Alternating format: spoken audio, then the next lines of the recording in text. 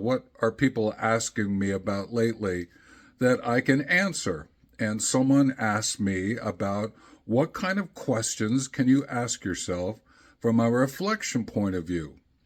And so, guess what I did? Did a little reflection, and I went to my book called Mentoring Now, and I looked near the end, and I have it here on my lap, so I'm going to be referencing it.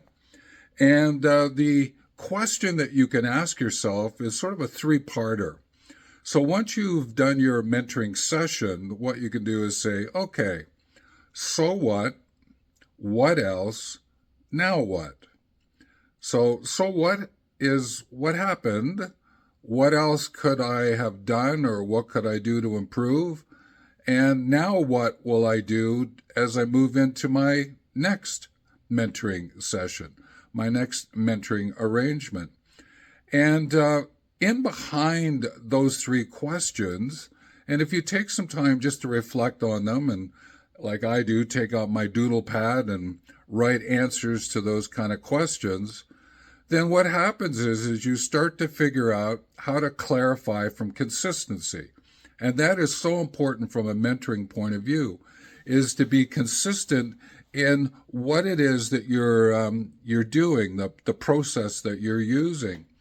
And then what you're able to do is contribute from confidence, because you gain this confidence through the contribution and asking these reflective questions.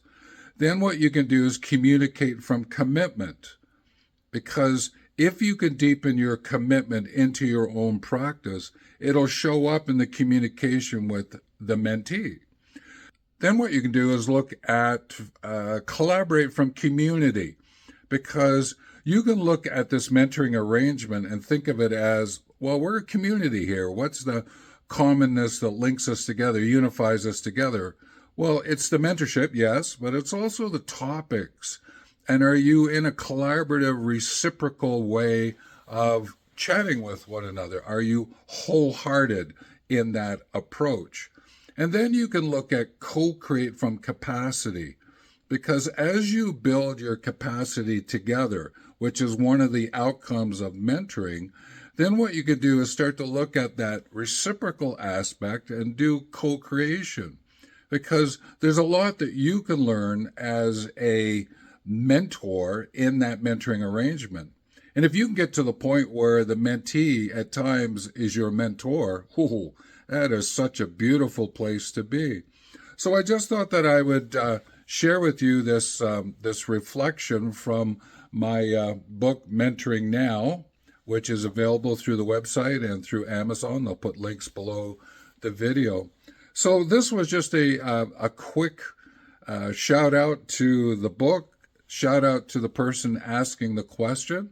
And I certainly encourage you to do a lot of reflection as you mentor, because with that, you'll get those 5 C's that I just mentioned here. But more importantly, your mentor practice will become, I'm going to use the words simpler and deeper, but also better, wiser, and kinder. I leave it with you, so take care. There are lots of videos available on the channel, and the ones that are recommended to you right now, give them a look.